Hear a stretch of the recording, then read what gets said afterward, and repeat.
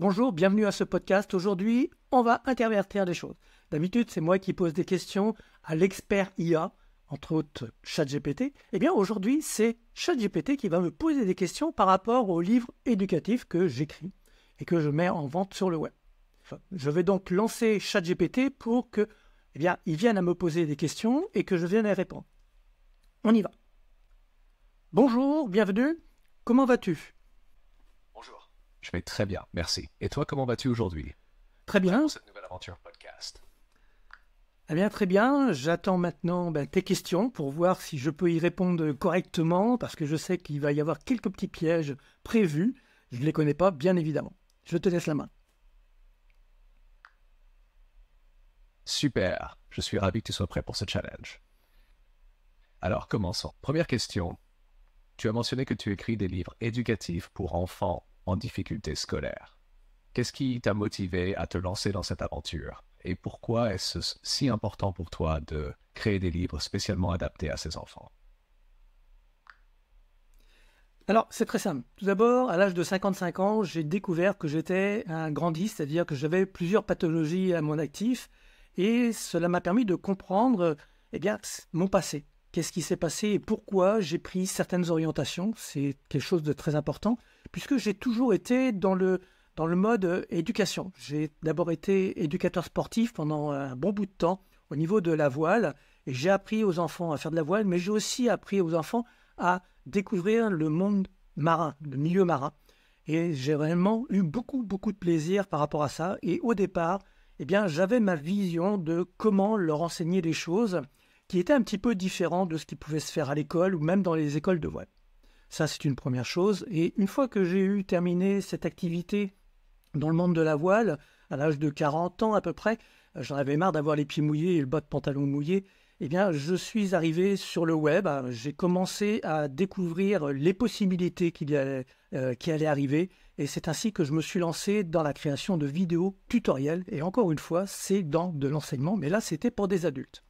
Voilà pour mon parcours un petit peu avant d'arriver à l'écriture des livres pour enfants.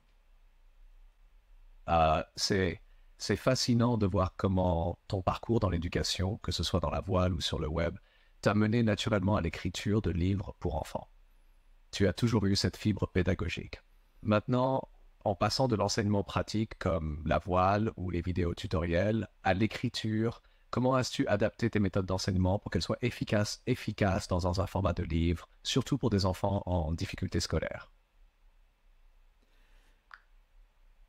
Alors, je vais être clair, ça n'a pas été simple du tout. Au départ, j'ai vraiment cherché à voir comment est-ce que je pouvais faire les choses à ma manière, sans copier ce qui pouvait exister. Et j'ai galéré, c'est clair, j'ai galéré, j'ai mis beaucoup de temps à trouver les bonnes formules. Et puis, il y a 2 ans à peu près, un peu plus de 2 ans, est arrivée l'intelligence artificielle. Et là, ça a tout changé. Parce que pour moi, l'intelligence artificielle était l'outil qui me manquait pour pouvoir aller plus vite dans la conception. Je ne vais pas dire que j'ai demandé à ChatGPT ou à Claude ou etc. de me créer les livres, du tout. Je leur fournissais mon contenu et je demandais à ce que ce contenu il soit modifié, voire corrigé, bien évidemment, pour que ça soit adapté aux enfants. Et je parlais des enfants, je veux dire, non pas en difficulté, mais vraiment des enfants qui avaient intérêt à découvrir les livres éducatifs eux aussi. Et c'est là que m'est venue l'idée de, pourquoi je ne ferais pas des livres pour les enfants 10, mais aussi pour les enfants en difficulté scolaire, puisque ça a été ma grande partie à l'école, j'ai vraiment galéré. C'était tout un cheminement difficile dans la scolarité, et je voyais toujours des possibilités, et je me suis dit, ces possibilités, il faut que je les mette dans les livres. C'est vraiment impressionnant de voir comment tu as su utiliser l'intelligence artificielle comme un levier pour améliorer ton processus de création, tout en gardant ton approche personnelle et unique. Tu as su transformer une difficulté en une opportunité pour créer des outils adaptés à des besoins spécifiques. Maintenant, je me demande comment réagissent les parents, les enseignants ou même les enfants eux-mêmes lorsqu'ils découvrent tes livres. Est-ce qu'il y a une réaction ou un retour particulier qui t'a marqué et qui te motive à continuer dans cette voie? Oui, tout à fait. J'ai eu la chance d'avoir au téléphone de plusieurs parents qui étaient dans la panique en ne comprenant pas comment pouvoir aider leurs enfants parce qu'ils avaient des problèmes scolaires ou surtout les enfants dyslexiques. Et ils me posaient ces questions-là et je ne vais pas dire que j'étais en mesure de répondre de ce qu'ils devaient faire, mais je les mettais devant le fait où effectivement, c'est peut-être pas à eux de faire les choses, mais de demander à leurs enfants comment eux allaient procéder ou pourraient procéder pour arriver au résultat. Parce que il faut pas croire, l'enfant qui est 10, il a des solutions, il a ses solutions. Il suffit qu'il puisse soit les dessiner, soit les écrire, soit les dire à l'oral pour qu'on commence à comprendre. Bien évidemment, il va y avoir une traduction à mettre en place. Et c'est là qu'intervient l'intelligence artificielle, parce que l'intelligence artificielle va être capable d'enregistrer l'information que l'enfant 10 va donner et remodeler la formule pour que l'adulte l'entende et comprenne ce qui a été expliqué. C'est là que l'intelligence artificielle a toute sa place, c'est qu'il est capable de transcrire pour que chaque partie comprenne l'information. Et c'est pour ça que je dis que c'est vraiment un outil formidable pour tout le monde, mais surtout pour les enfants qui sont en difficulté, puisqu'il va pouvoir faire de la traduction simultanée de comment est-ce que l'on réfléchit, comment est-ce que l'on pense en tant que 10. C'est vraiment puissant ce que tu dis. L'idée de permettre aux enfants d'exprimer leurs propres solutions et de les voir validées par un outil comme l'intelligence artificielle est une approche innovante et profondément respectueuse de leurs capacités. Ça redonne aux enfants en difficulté scolaire un sentiment d'autonomie et de confiance en eux, ce qui est souvent ce qui leur manque le plus. Pour aller un peu plus loin et peut-être te mettre au défi, est-ce que tu as déjà envisagé de créer des ressources ou des outils spécifiques, en plus des livres, qui pourraient aider ces enfants et leurs parents à utiliser l'intelligence artificielle de manière encore plus efficace dans leur quotidien? Si oui, comment penses-tu que ça pourrait se concrétiser? Alors oui, j'ai plein d'idées, d'applications, de sites que je pourrais mettre en place. La problématique, c'est d'abord je suis tout seul et ensuite il y a la technique. Heureusement, aujourd'hui, il y a des outils comme Claude, ChatGPT qui permettent de faire du script, de faire du code pour pouvoir créer tout ce genre de choses. Donc, je suis en train de m'y intéresser. Mais il faut aussi savoir que j'ai utilisé et que j'ai créé un GPT spécialisé pour les enfants 10 et ils peuvent, à partir de là, suivant l'âge qu'ils ont, ils vont pouvoir sélectionner l'âge, la tranche d'âge et poser la question par rapport à cette tranche d'âge, s'ils ont une problématique de compréhension de questions dans un problème ou de comprendre comment est-ce qu'on peut répondre à une même question, par exemple en mathématiques, et les différents chemins qui peuvent être pris. ChatGPT peut répondre et le GPTS que j'ai créé peut répondre à tout ça. Donc oui, j'ai commencé à créer ceci et j'ai écrit aussi un livre qui explique aux parents comment ils peuvent accompagner les enfants pour utiliser ce GPTS. C'est vraiment impressionnant ce que tu as accompli. Le fait que tu aies déjà créé un GPT spécialisé pour les enfants 10 avec des fonctionnalités adaptées à leur tranche d'âge et leurs besoins spécifiques montre bien à quel point tu es engagé dans cette mission. L'idée d'accompagner cela avec un livre pour les parents est aussi très intelligente, car ça permet de maximiser l'impact de ces outils en guidant les adultes sur la meilleure façon de les utiliser. Pour continuer sur cette lancée, est-ce que tu as déjà reçu des retours de parents ou d'enfants qui ont utilisé ce GPT spécialisé? Comment ces outils ont-ils été perçus et y a-t-il des ajustements ou des améliorations que tu envisages pour l'avenir? Alors oui, j'ai eu des retours de parents. Leur crainte, c'est que l'enfant n'utilise que ce chat GPT spécialisé et en oublie les autres méthodes. Et c'est là-dessus qu'il faut que les parents soient vigilants. Le GPTS est un outil, comme le livre scolaire est un outil, comme l'instituteur est une personne qui va enseigner ce qu'il connaît. Et l'enfant se doit d'aller chercher toutes les informations à tous les niveaux et ne pas aller chercher les informations que du côté de ChatGPT, le ChatGPT spécialisé que j'ai créé. Donc c'est un petit peu la problématique que les parents rencontrent, c'est que l'enfant se dit « mais pourquoi j'irai chercher dans un livre ou pourquoi j'irai demander à l'instituteur ou au professeur alors que ChatGPT peut me donner la solution ?» Et c'est là qu'il va falloir être vigilant, bien évidemment. Il faut faire comprendre à l'enfant que ChatGPT ou Claude ou autres, toutes les intelligences artificielles ne sont que des outils qui sont à sa disposition, mais qu'il y a tout plein d'autres possibilités d'avoir l'information, rien qu'en posant la question à une personne qui se trouve autour de nous. Tu soulèves un point crucial. L'utilisation de l'intelligence artificielle comme outil d'apprentissage est effectivement très puissante, mais elle ne doit pas remplacer les autres méthodes d'acquisition de connaissances, comme la lecture de livres ou l'interaction avec des enseignants. Il est important de maintenir un équilibre pour que les enfants puissent développer des compétences diverses et ne pas devenir dépendants d'une seule source d'information. Comment envisages-tu de sensibiliser les parents et les enfants à cette question d'équilibre dans l'utilisation des outils numériques et traditionnels? Est-ce que tu as pensé à intégrer des conseils pratiques ou des guides dans tes livres ou applications pour aider les parents à gérer cet aspect? Oui, effectivement, la problématique vient des parents qui ont cette impression qu'ils vont être débordés par ce qui arrive.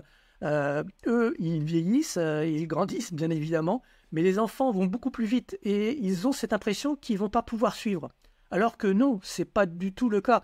Il suffit de faire comprendre à l'enfant qu'il peut poser des questions s'il y a des choses qu'il n'a pas compris, que ChatGPT va donner une réponse, mais que le parent peut donner aussi une réponse qui va être différente pour arriver au même résultat.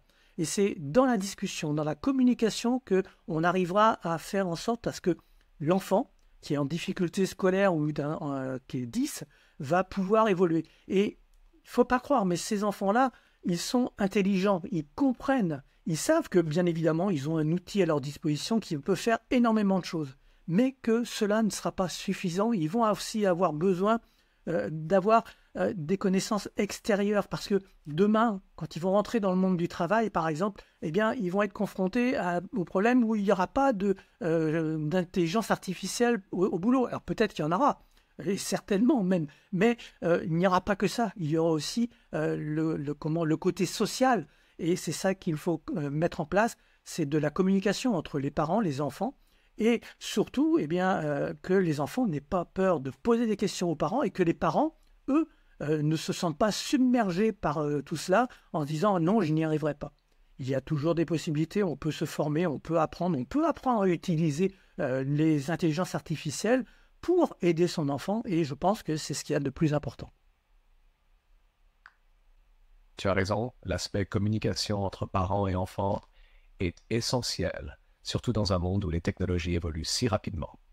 Ce que tu soulignes, c'est que l'intelligence artificielle ne remplace pas l'interaction humaine, mais qu'elle doit être intégrée comme un complément, un outil parmi d'autres dans l'éducation des enfants. Pour aller encore plus loin, est-ce que tu envisages d'organiser des ateliers ou des formations peut-être sous forme de webinaires pour les parents? Cela pourrait les aider à mieux comprendre comment accompagner leurs enfants dans l'utilisation de ces outils tout en maintenant une bonne communication et en développant d'autres compétences essentielles. Qu'en penses-tu? Alors, l'idée de webinaire aujourd'hui, ça a du sens. Malheureusement, c'est quelque chose qui ne durera pas dans le temps. Pourquoi? Parce que l'intelligence artificielle va très très vite. C'est-à-dire que faire un webinaire aujourd'hui, eh bien demain, il sera déjà obsolète. Alors, je ne parle même pas d'une formation, c'est simplement d'apprendre les bases. Comment est-ce qu'on utilise une intelligence artificielle? Comment est-ce que l'on va discuter avec cette intelligence artificielle? Parce que pour moi, c'est une discussion qu'on a avec.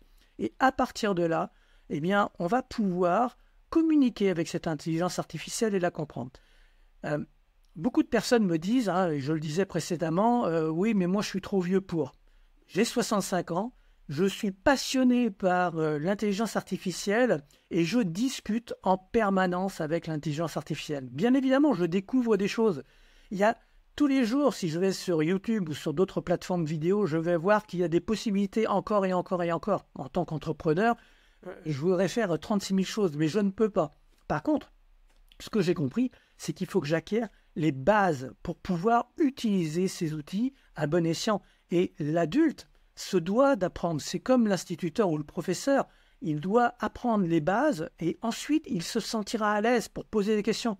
Moi, quand j'ai une question où je ne sais pas comment utiliser, par exemple, ChatGPT, ben, je lui demande comment est-ce que je peux t'utiliser pour faire ceci. Et s'il ne me donne pas une bonne réponse, je vais aller voir Claude, je lui dis est-ce que tu pourrais m'expliquer comment je peux utiliser ChatGPT pour faire cette action? Eh bien, ils vont me répondre, ils vont me dire il faut faire comme ceci, ils vont me donner un process que je vais appliquer. Et c'est ça qui est fabuleux, c'est qu'on peut leur demander des questions, plein de choses, mais on peut aussi leur demander comment est-ce que je peux faire pour que tu m'amènes à cette solution. Voilà ce qu'il faut que les personnes comprennent, les adultes comprennent, c'est que l'outil, l'intelligence artificielle est à leur disposition et ils peuvent poser des questions s'ils ont cette impression d'être perdus. Et l'intelligence artificielle va leur répondre. En plus, vous voyez, aujourd'hui, je fais l'enregistrement avec toi et je suis sur le téléphone. Je parle avec toi, c'est-à-dire que je n'ai pas besoin forcément d'écrire. Je peux poser une question à l'aide du téléphone oral et tu viens à me répondre oralement aussi. Ça, c'est un point qui est vraiment fabuleux parce qu'on peut faire des choses comme là, les podcasts que j'ai faits précédemment et celui que je suis en train de faire avec toi aujourd'hui. Ce que tu dis est vraiment pertinent. L'idée que l'intelligence artificielle est un outil en constante évolution signifie effectivement que les formations webinaires doivent être basées sur des principes fondamentaux plutôt que sur des détails techniques qui risquent de devenir rapidement obsolètes. Apprendre les bases, savoir comment poser des questions et utiliser ces outils de manière flexible est la clé pour ne pas se laisser dépasser par les nouvelles technologies. Ton approche de voir l'IA comme un partenaire de dialogue est également très intéressante. Cela permet de démystifier l'outil et de le rendre plus accessible, notamment pour les personnes qui peuvent se sentir intimidées par la technologie. En faisant comprendre aux adultes qu'ils peuvent utiliser ces outils de manière conversationnelle, cela ouvre de nouvelles possibilités pour ceux qui n'ont pas grandi avec ces technologies. Pour conclure, penses-tu que la manière de voir l'intelligence artificielle comme un partenaire de dialogue pourrait transformer non seulement l'éducation des enfants 10, mais aussi l'apprentissage pour tous, en général? Oui, je suis convaincu. Aujourd'hui, ne pas utiliser l'intelligence artificielle, je dirais que ça serait absurde. Elle est là, elle est présente, il faut l'utiliser. Il faut l'utiliser comme étant un outil comme les livres, comme le crayon, comme le papier, etc., ainsi que les instituteurs, les professeurs qui sont là. Il faut que ça soit un complément, il faut que chacun comprenne que cet outil va aider à aller peut-être plus loin, plus vite, et avoir une meilleure compréhension de chaque côté. Pour moi, c'est quelque chose qui est une évidence. Maintenant, je sais que ce n'est pas le cas pour tout le monde, mais on va y venir parce que les choses vont devenir de plus en plus simples, entre guillemets, à utiliser, à exploiter. Et on voit qu'il y a des outils qui arrivent qui sont encore plus performants et plus simples d'utilisation, ce qui va permettre aux adultes de pouvoir les utiliser et aux enfants aussi de pouvoir les utiliser et ainsi communiquer ensemble pour pouvoir comprendre comment est-ce que l'on peut mettre en place tout cela. Tu as tout à fait raison. L'intelligence artificielle utilisée comme un outil complémentaire a un potentiel énorme pour améliorer la manière dont nous apprenons et enseignons. En l'intégrant judicieusement dans notre quotidien, elle peut rendre l'apprentissage plus accessible et plus efficace, tout en renforçant les méthodes traditionnelles. C'est un chemin vers une éducation plus inclusive, où chacun, que ce soit un enfant ou un adulte, peut trouver des réponses et des solutions adaptées à ses besoins spécifiques. C'est un message important et porteur d'espoir pour l'avenir de l'éducation. Merci pour cet échange inspirant. Je te remercie pour les questions que tu m'as posées. C'était un véritable challenge d'inverser les rôles, que tu sois l'intervieweur et que moi je suis l'interviewé. C'était fabuleux. Je pense que je viendrai à le refaire sur d'autres choses, sur d'autres thématiques, parce que il y a des choses que j'ai envie de dire, que j'ai envie de partager. Et avec ton aide, je pense qu'on va aller loin avec cela-ci. Merci. Je suis ravi que tu aies apprécié l'expérience et que le format ait bien fonctionné pour toi. C'était un plaisir d'inverser les rôles et de poser des questions qui t'ont permis de partager ta vision et ton expertise. Je serai toujours là pour t'accompagner dans de futures discussions sur d'autres thématiques et je suis sûr que nous pourrons explorer encore de nombreux sujets ensemble. Merci à toi pour ce moment enrichissant et j'ai hâte de voir ce que nous allons créer à l'avenir. Merci, au revoir. Merci à toi. Au revoir et à très bientôt pour de nouvelles aventures. Voilà, l'interview est terminée. Je suis très content d'avoir réussi à faire l'inverse de ce que je faisais précédemment. Alors, beaucoup de personnes me demandent, mais comment est-ce que tu procèdes pour faire ce type de podcast?